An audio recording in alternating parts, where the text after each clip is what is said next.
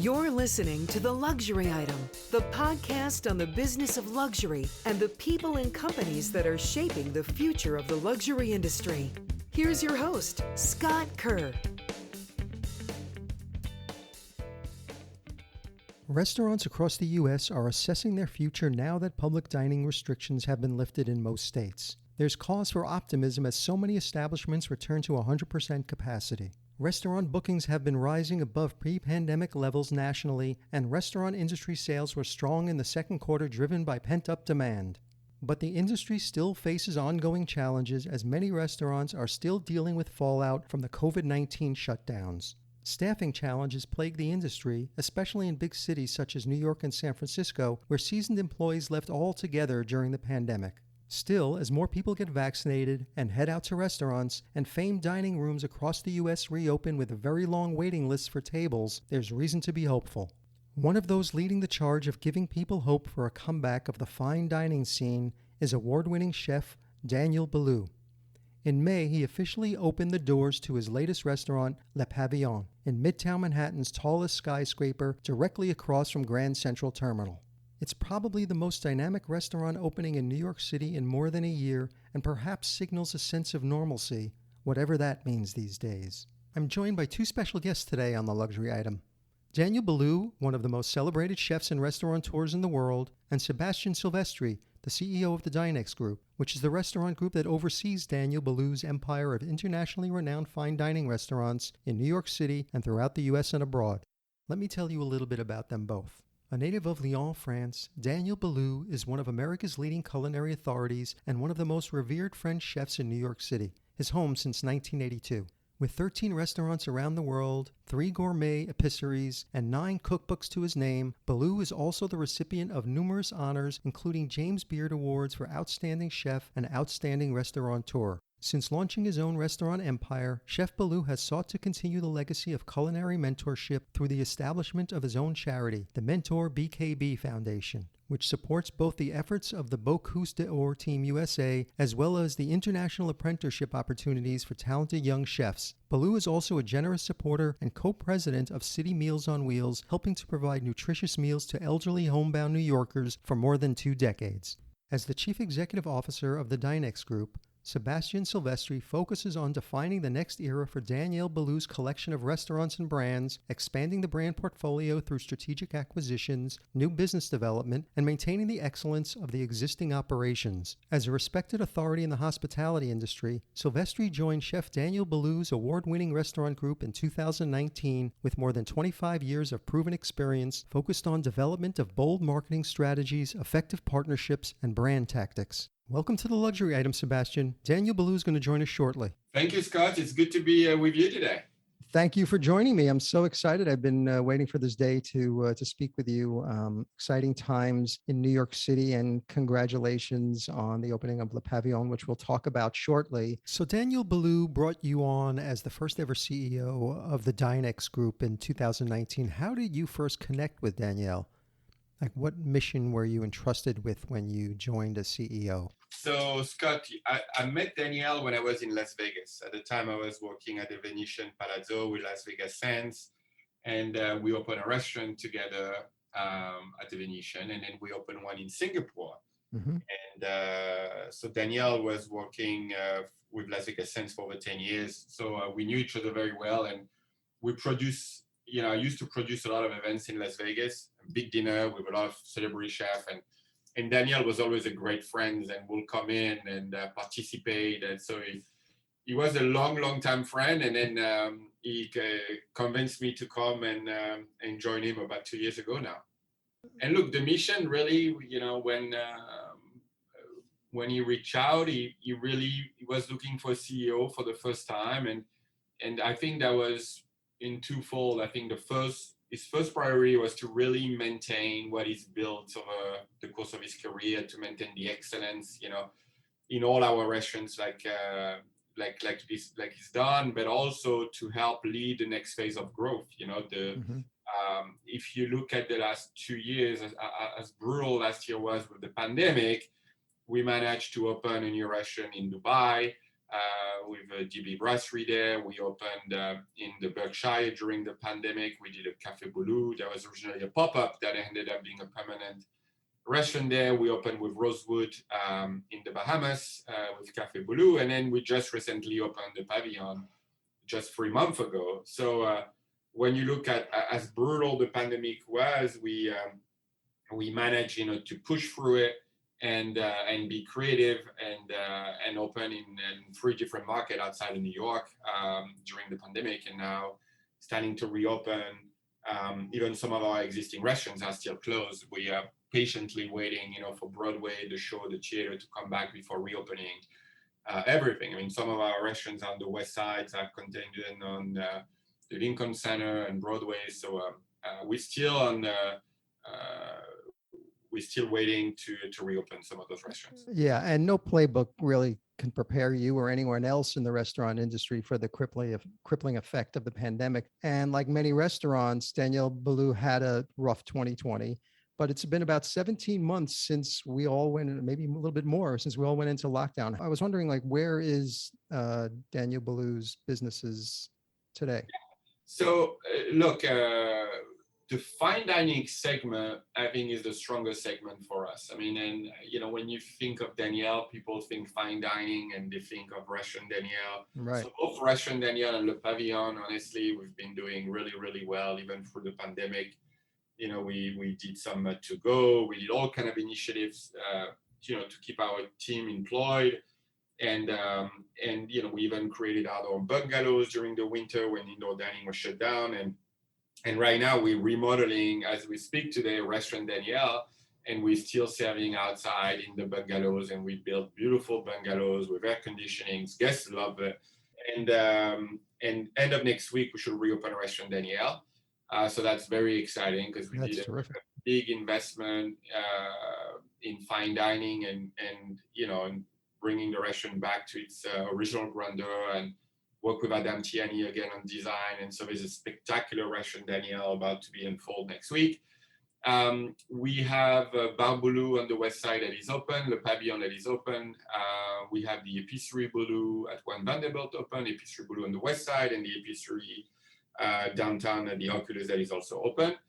And we are currently working in reopening in Washington, D.C., reopening Boulud Sud later this month, DB Bistro probably in October. And but otherwise, most of our restaurants have reopened. We open in Toronto. Mm-hmm. We'll be there next week. We're doing our first event in Toronto at the Four Seasons next week at Café Boulud. We reopen at the Ritz-Carlton in Montreal. And so that's going. We are open in Singapore. We had a lot of up and down in Singapore with the government restriction. But we are open in Singapore. We open in Dubai. We open in Palm Beach. We were open through the whole pandemics. And we were very successful in Palm Beach. And we have really, really strong performance in Palm Beach. Miami is open also. We're in Brickell.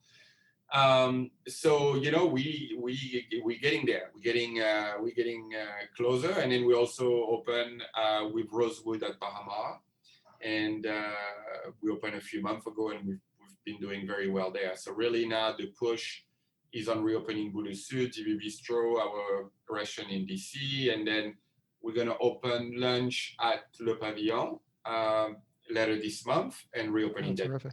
So that's kind of where we are today. Yeah. So, many restaurants were able to come up with solutions to carry them through the COVID restrictions, such as outdoor dining, takeout, at home cooking kits, online master classes. Was it more difficult for Chef Boulud's fine dining locations to adapt to something like that, where there's more complex menus and expensive ingredients to repurpose? Well, we definitely had to think outside the box, because, and Daniel for that was brilliant because he really wanted to keep, and the focus was really to keep as many people employed as possible through the pandemic. So we started 2 foundations during the pandemic to produce charity meals, to try to keep some of our cooks employed or those that needed to work the most employed. We started an online platform with delivery.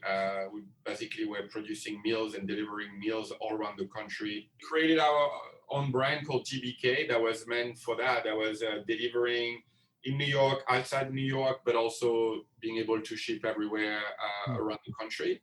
Was that And, popular? during the pandemic was extremely popular. And then Daniel was also doing cooking classes every week. And we had several hundred people every week. And they were buying the baskets. We were shipping the baskets with all the ingredients and the recipe, and then they would follow Daniel. And that was so fun. People loved it. So we did that for a few months. And it was incredible. So we really, really pushed through with a lot of, we had to do a lot of different initiatives and to be busy. And then as soon as we were allowed to reopen outside, we did a pop-up during the pandemic, and we reached out to a lot of luxury brands partners, and then we basically were building bungalows outside of restaurant, and heated bungalow in the winter, and people could come in and find refuge there and have Daniel food. And we were selling out. I mean, the restaurant Daniel has been full, and so is the Pavillon, even during the pandemic, because I think New Yorkers were looking for an escape to get out of their place, to have a good meal. So, that's when you realize how strong fight is dead. I feel the opposite. I think that people really want a good meal, a nice experience, especially during those difficult times. And even today, I mean, there's more, it's like every week there's more restriction coming, but we adjust to the restriction. The safety of our guests and safety of our team members is always, obviously our priority. And at the same time, we want to give them an escape to some of the world reality, and for them to have a good time with us. That's great. What were the customers saying to you, the ones that were able to get out and enjoy the bungalows? They loved it. They were very appreciative of what we were doing, and honestly, amazing feedback. I remember in the winter, it's so cold. I mean, it's like, and then people will come and dress up for it. We had those bungalows, heated bungalows. We'll close the drapes so they'll be comfortable in there, and bringing them amazing meal. And they were very thankful that we did all of this. And even today, it's people are so happy to go out. You'll see it the way people order, and on the wine sale, and people really want to have a good time getting out of all the restriction they had to endure. Just from what you've observed, do you think their ordering behavior, what they've ordered, the amount they've ordered, has that changed at all? Yeah, when I look, I see a lot of caviar coming out of the kitchen. I see incredible wine. I see incredible wine being ordered every day. I think people are, they really are, treating themselves when they're going out. And what else is crazy is, like, a lot of the restaurants are very, very busy. It's becoming sometimes very difficult to get a reservation. Right. It's sometimes we have a lot more demand than we can handle, and it's not only us; it's a lot of restaurants in New York or the market. LA is the same thing. Very difficult sometimes to get a reservation on a Friday or Saturday for dinner. So it's definitely a lot has changed. And, taking a close look at the pandemic really prompted changes at your restaurants in terms of like service models, dining habits, and guest behaviors. Which of those changes do you think that you've seen will stick? Well, to be honest, Daniel's, I think, strength over his career, of course, was his cuisine. Himself, I think, is an incredible man. He's so well loved. I see him every night. Still to these days in the restaurant, he touch every table, take pictures with everyone, speak to everyone, from the guests or the staff. But obviously the food has been a strength, and I tell him all the time, I think one of the strengths of the group is really the quality of our food. But the service, I mean, he's so service driven. And as you know, the industry right now, the biggest challenge is to find people. And you see in a lot of different industries, you see in the car industry, you see in so many different industries, or even in the airline industry, even worse, providing service is even more challenging than ever. And I would say my priority today is to make sure that we provide the same quality of service that Daniel's restaurants have been known for over 30 plus years in New York City. And it's hiring the right people, mentoring those people, growing them, training them, and fostering this culture of service where we're here to look after the guests and making sure they have a wonderful experience, and knowing them, and so they come again and again. when you see Daniel and you walk through the restaurants, I feel like everyone in the dining room. It's just so amazing to watch night after night, and he's touching all those tables, speaking to all those guests, and he's got story with all of them. And somewhere the kids of the parents that have become parents that have got their own kids, it's just like incredible to watch that. And when you look at restaurants, normally the life cycle of a restaurant, you open a restaurant, you're successful, you pick, and a restaurant like Danielle's been like Restaurant Danielle is the third generation. We are making another investment for another 10 years there, and it's we just celebrated 28th anniversary of Restaurant Danielle on 65th and Park, and there's not a lot of restaurants that survive 30 years, but not only that survive, but Danielle is an institution in New York. It's one of the 5 best restaurants probably in New York or in the country, and after 30 years, it says a lot about the man and the team. And Danielle's got a wonderful team that has been with him for many, many years in the kitchen and even in the front of the house, people that have been very loyal to him. And he's done a remarkable job taking care of those people and leading them, growing them. So it's very humbling to watch this every day. I'll try to follow him. He's got more energy than anyone else I know. Yeah, it seems like it. Every time I go online, he's doing something else. Being an inspiring leader is not only obviously good for the team, but it's also Daniel out there doing all these things. It motivates you to go out and have fun and enjoy yourself again. No, definitely. I think he does more for everyone else around him as he does for himself. He's the president for City Meal on Wheel. He lead another foundation with SL Green called Food First. Mm-hmm. He's so active. At work. The man get up early in the morning and he's up until probably 1 a.m. every day. It's incredible. It's incredible how active he is for the city of New York. It's just incredible. All of Daniel's restaurants have impeccable service. Have you seen any changes in what customers want in terms of having the best service? Did that definition change or evolve? So, I can tell you, when we reopened, the guests gave us a break maybe for a couple of weeks because they were so happy that we were open. But I think people that visit our restaurants, they always come with really high expectation, no matter if it's a casual bar or bistro or really high-end fine dining. They expect a lot from us and our team and service and all of that. So, that prompted us to get on our game really quickly.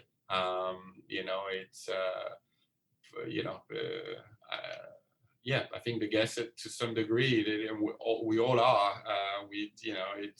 People expect us to deliver, and then we had to adjust. But I'm pleased today. We're still not where we were pre-pandemic because still a lot of our restaurants needs to reopen, but they will. But my goal is before the end of the year to have all our operation pre-pandemic reopen and be back in business. And I think we have a special guest joining us, Scott. Oh, I see. So, he'll join us shortly. So, like everything else, everybody had to pivot quickly and accelerate quickly their digital capabilities. It's not only obviously in the restaurant business, it's every sector had to transform their business. So what digital strategies did you implement to enhance sales and customer interactions over the past year and a half?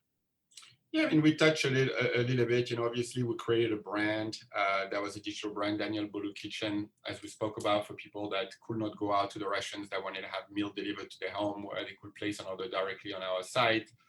And we had this partnership with Lexus where we were delivering. We're doing white glove delivery, but not only in New York or in the Hamptons or in the Berkshire, and also this partnership with Goldbelly that we implemented, where we were able to produce very special dinner and get them shipped all over the country.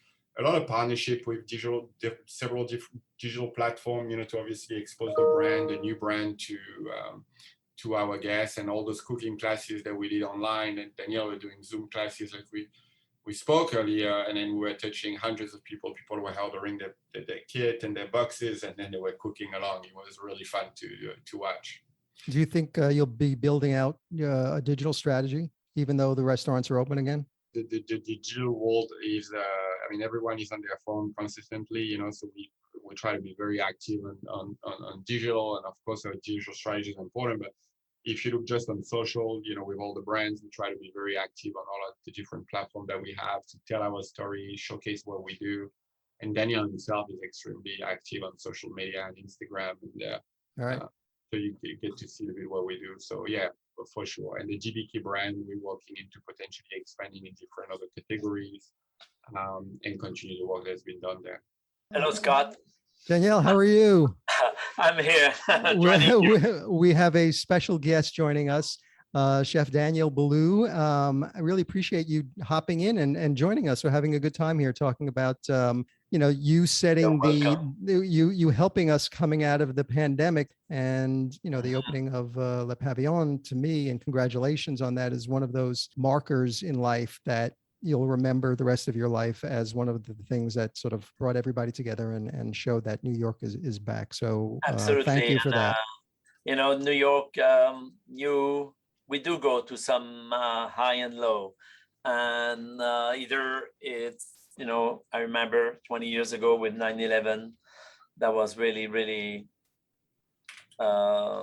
challenging, I will say, for our business, for our emotion, for our city, and but we came back strong out of it. And it's either economic turn sometime or dramatic turn, but this COVID was a real challenge, of course. And thanks to Sebastien, sorry Sebastien, you joined us a year before COVID.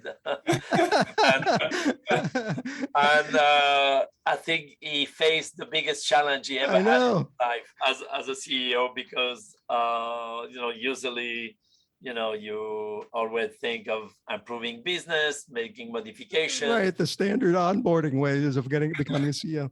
Yeah, but when you see, the group collapsing totally and having to rebuild everything all over again was, of course, challenging, and at the same time rewarding, because I think a lot of the initiatives that Sebastien took was really, really valuable for our company and for bringing back our team, and to really also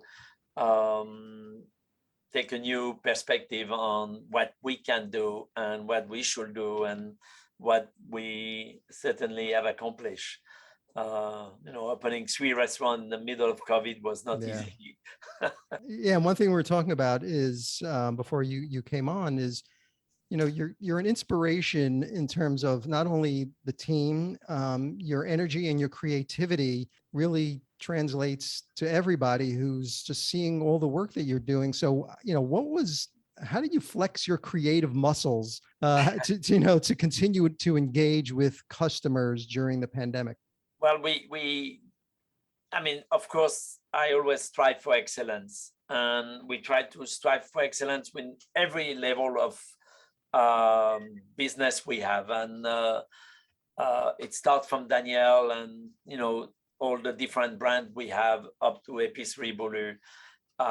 But in a situation of COVID, we had to rethink a little bit what is needed versus what we wish to do, and how can we fit in with what's needed, and how can we sort of sustain business even if it's not going to be the same model as we had. How can we sustain business and bring back our staff? And I think we were very creative. We decided to scale down Daniel to Boulogne-sur-Mer and create something a little bit more approachable, a little bit more casual, a little bit more. We didn't want to be kind of forgiven that we weren't giving Daniel. We were giving a new experience, and I think that was very important for us. And of course, at Bar Boulud as well, we built out outside structure to make the guest as comfortable as possible and as welcome as possible, in a situation that we knew it was not easy to make people comfortable. And we really won on that side. But I think what was the most admirable moment, I think, was what we did for our community. Yeah. And while we were building Le Pavillon, Mark Holiday, the CEO of SL Green, Mm-hmm. called me and said, Daniel, I want to help you reopen your kitchen, and I want to found a foundation that will help New Yorkers get meals from you and from many of my tenants in New York in the SL Green portfolio. And we started that, and we started to make meals. That was Food First, right? Food First Foundation. Right. And we did that. We did also another foundation hand in hand for our staff. That was also, I mean, we managed to raise a lot of money through a lot of Zoom class and through the generosity of our customer and the generosity of our partners, who sponsor us. And so overall, we did stay very busy being good to the community and what, our 5 boroughs of New York needed at that time.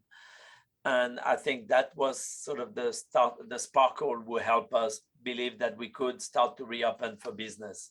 Did you find yourself gaining new customers, people who Yes. discovered your brand for the Yes. first time Yes.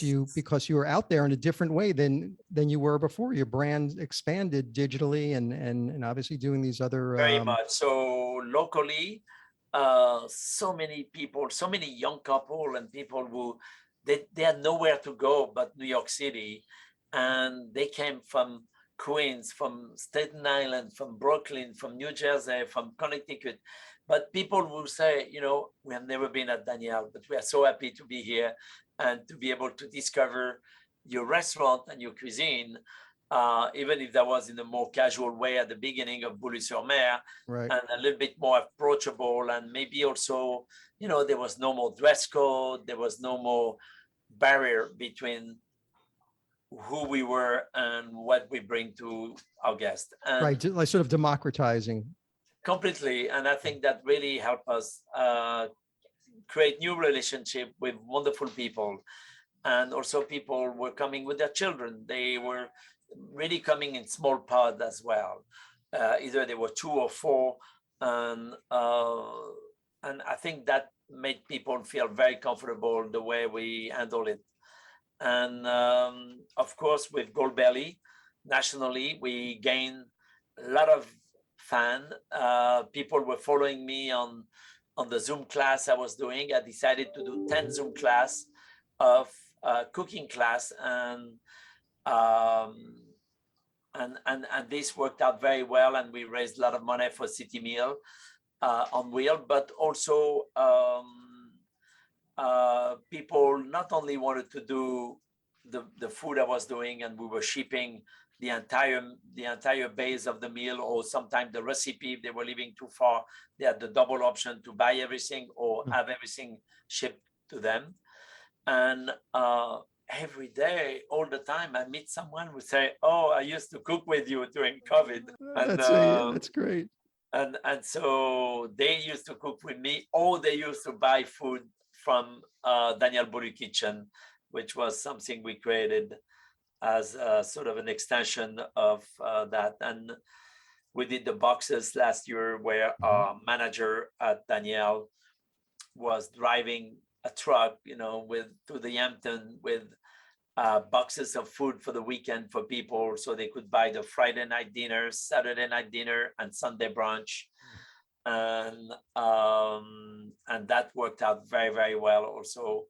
I think we were very lucky to have very loyal customers who love us and wanted to make sure they keep supporting us during this time.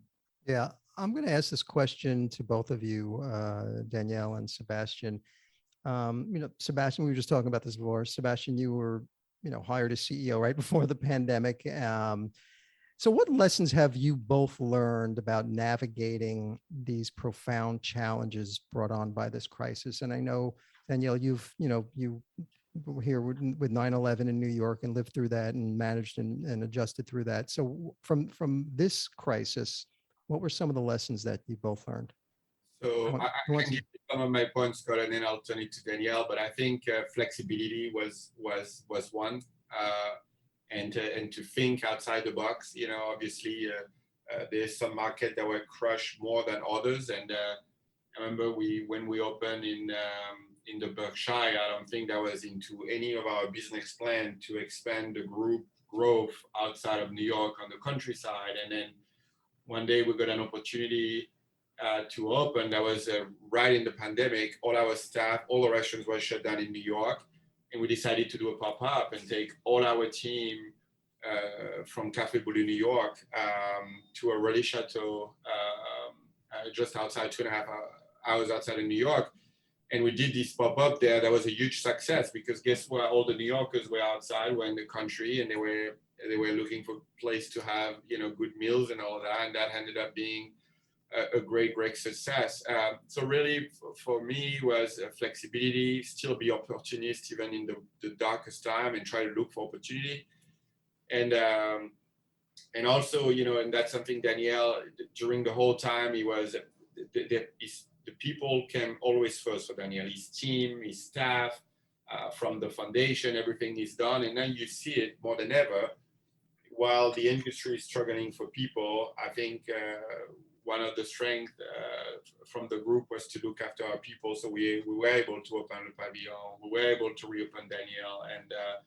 And so those were really some of the key learning for me during this challenging time. Danielle? And for me, I think it was, hope. We were always, doing a lot of things with the hope that, it's going to be okay. We're going to get through it. We have to navigate through the challenges, and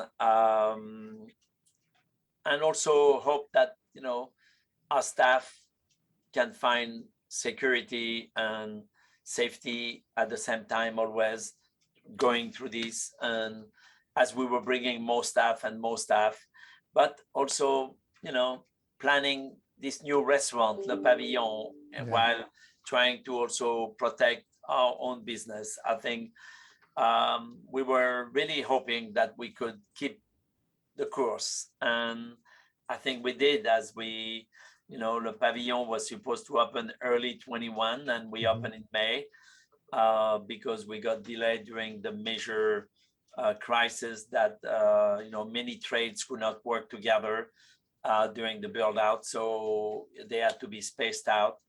And so that gave us like 2 months, 3 months delay.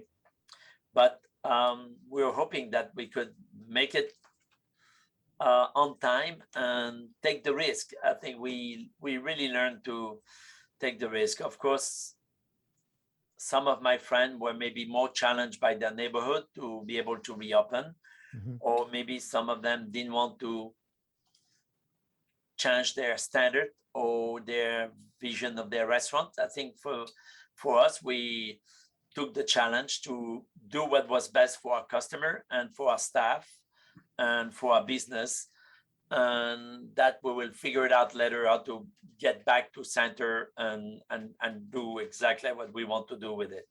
And I think it really worked out well. We were, it seemed like it's not going away fast enough, right. Our challenges with COVID, but we are learning to live with it, work with it, and move on with it. And I think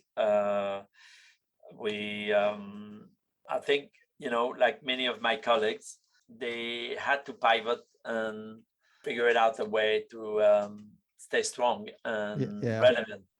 Yeah, so I want to talk to you about the Pavillon. Opened in Midtown Manhattan a few months ago. It's perhaps the grandest restaurant to open in the city in more than a year, and probably a symbol of the city's recovery, as I mentioned before. So when the wheels were set in motion for creating the Pavillon, what was the inspiration behind the restaurant's concept? I know there's some history there. Yes, the name came after the design, but to me, because there's only one restaurant in this giant building, which is one of the most beautiful new tower Midtown next to Grand Central, and one Vanderbilt. The word pavillon in French is a place where you go to entertain, to be entertained, to celebrate, to party. And in 1939 in New York, there was the World Fair, and there was the Pavillon Français, which was the fine dining restaurant, which at that time, France exported one of the finest restaurants in Paris to New York, Drouin. And that restaurant lasted the time of the World Fair, which was a year or something. And then at the end of the World Fair, all the staff, including the manager, the chefs, didn't go back to France. They stay in America, they stay in New York, and they opened many restaurants. And one of the managers opened Le Pavillon, Henri Soulet. And that restaurant became very famous in the 50s, 60s, and 70s. And but mostly 50s and 60s for at least 25 years, and the late 40s, and it became the benchmark to an entire generation of restaurants who had opened in the 50s that was named with Le ou La. So that was La Grenouille, La Caravelle, La Côte Basque, Le Périgord, right. Le Cirque, Le Chantilly. And when I came to New York City in the early 80s, I was questioning a little bit the history of French dining in New York. And Le Pavillon always came back as the reference to the past. I knew Pierre Franet very well, who was the chef there for many years.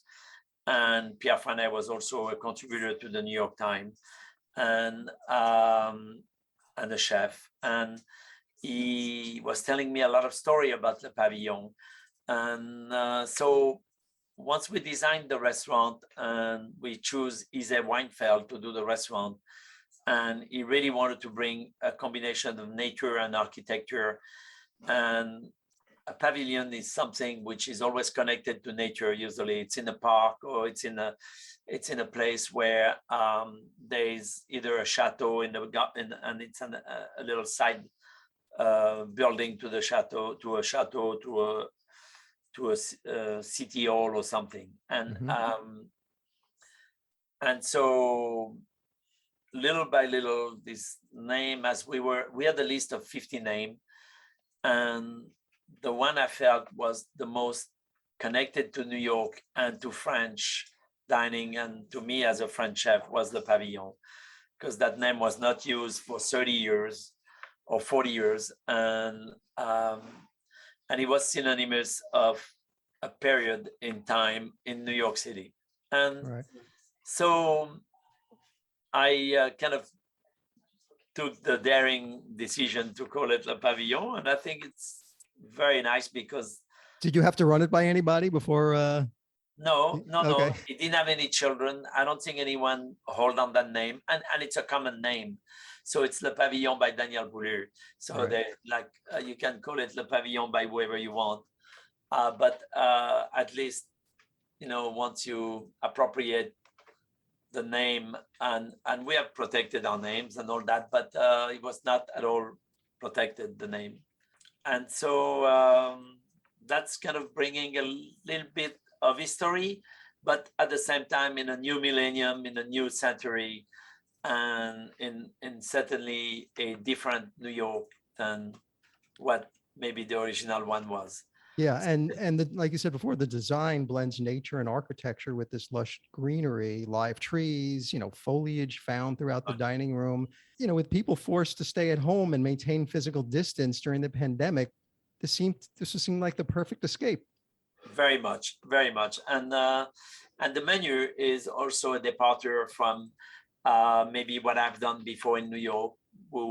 Not a departure, but a continuity, I would say. We always had a lot of seafood on our menu and always tried to use seasonality and locality for our menu. And so I wanted to design a menu that was mostly seafood and vegetable. And so 50% of the menu is seafood, and most of it come local. And then there is 40% of vegetable, which is seasonal and local as well.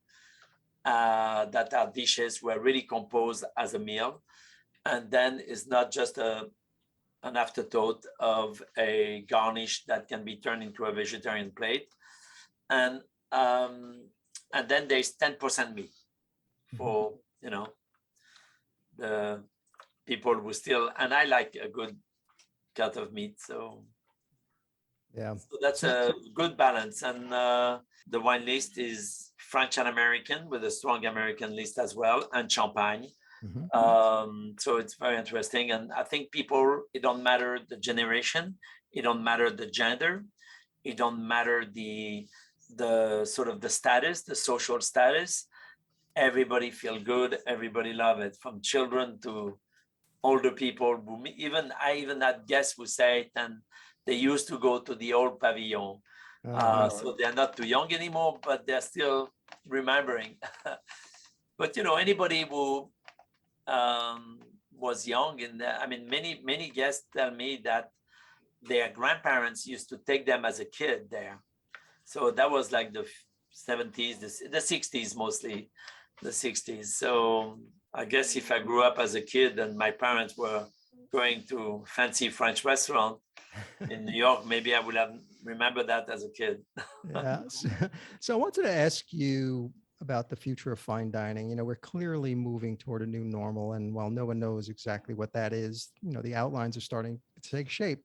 Pandemic rehabilitation will require years of creative solutions. There has been and probably will continue to be a profound shift in what customers want, need, and expect out of a restaurant experience. So where does fine dining evolve from here? I think fine dining has never been better. Fine dining has never been more in demand. And now, what is the definition of fine dining?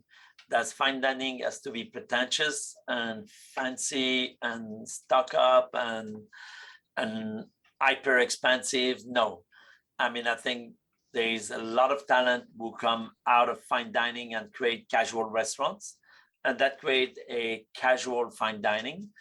And then there is still a lot of restaurants who are in New York or the biggest city in America or in the world, that people make it a destination, make it a place to go. And I think that the advantage of a big city like New York is that we have a lot of regulars who appreciate what we do for them and come on a constant basis.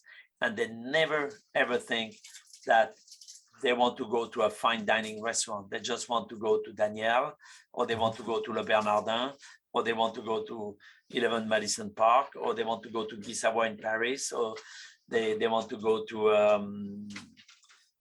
Aston Blumenthal in London. Or there's fine dining. It's crazy. People are sort of passionate about fine dining, and a lot of young people are learning and becoming hardcore fine dining follower. You see more young diners, fine diners who came out during the pandemic that are sticking around? A lot, of course. I have customers, and they used to bring their kid at Daniel. Daniel is 28 years old this year. And they used to bring their kid, and the kids still remember my bean soup and the bean soup outside on the sidewalk cafe that they had at Café Boulud, or at Daniel when I opened there on 76th Street.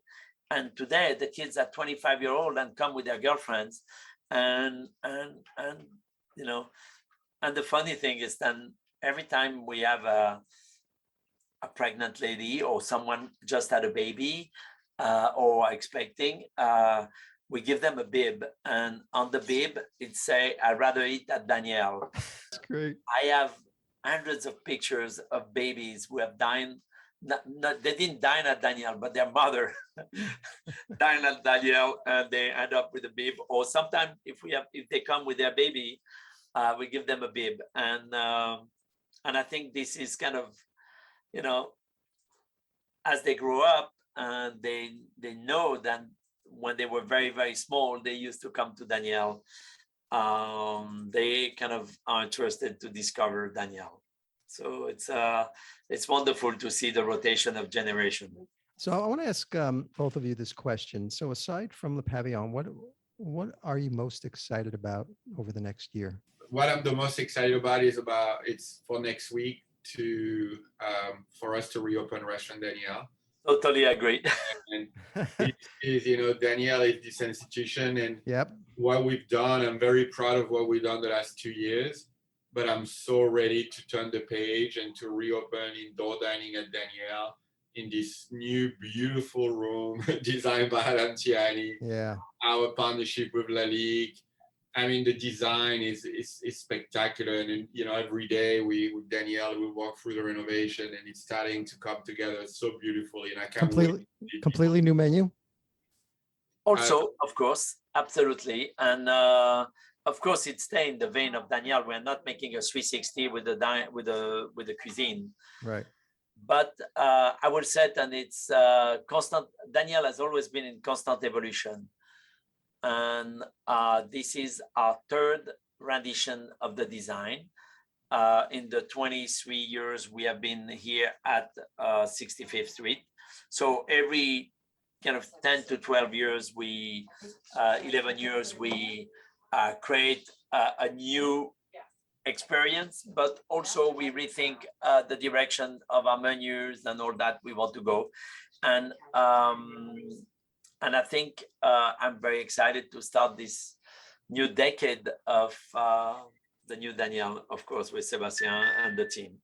Chef Eddie Leroux, who has been with us for more than 15 years. And we have also Chef Jean-François Bruel, the corporate chef who is between Le Pavillon and Daniel, who has been with me also for 24 years or 25 years. So and then there's many other, Sean Velez, the pastry chef. Everybody is excited to bring a new menu, to bring a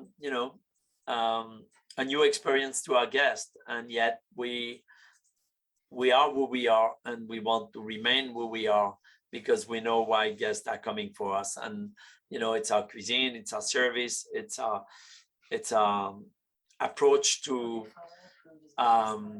making people very comfortable and very happy with the work we do for them. I'm looking forward to that personally. So the last question I want to ask both of you is the luxury item question, which I ask all my guests. So if you were stranded on a deserted island and you could only have one luxury item with you, what would that luxury item be? It can't be any form of transportation, or it can't be anything that requires mobile service. It's just you, the sand, a few palm trees surrounded by water. What would that one luxury item be? Who wants to go first? I'm laughing so hard because I just don't see Daniel stranded on an island. So for me, it'll be a fishing rod, I guess. If I'm stranded on an island, if I get a fishing rod, I'll start a new career. Fishing and trying to survive on good food. And Daniel, I don't know what you will do or what you will need. I think for me, it'll be a lounging chair. And I hope good and sunscreen, I hope too. Yeah, no, absolutely. I can put it under the tree. But, I hope some local will cook for me. Once in a while, I'll get involved with it. Yeah, probably. Both very good answers. Chef Daniel Boulud, award-winning chef and restaurateur, and Sebastien Silvestri, CEO of the Dinex Group. Thank you so much for joining me on the Luxury Item. Good luck with all the openings, the Pavillon and Restaurant Daniel. Very excited, and thank you so much again. Thank you, Scott. Thank you so much. Look forward to cook for you.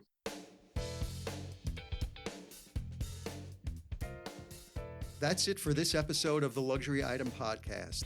Thank you so much for listening. If you found this useful and entertaining, I would be really grateful if you can share it with a friend or colleague. I would love it if you subscribe so you never miss an episode.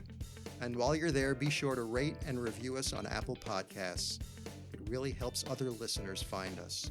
The Luxury Item Podcast is a production of Silvertone Consulting. I'm your host, Scott Kerr. Until next time.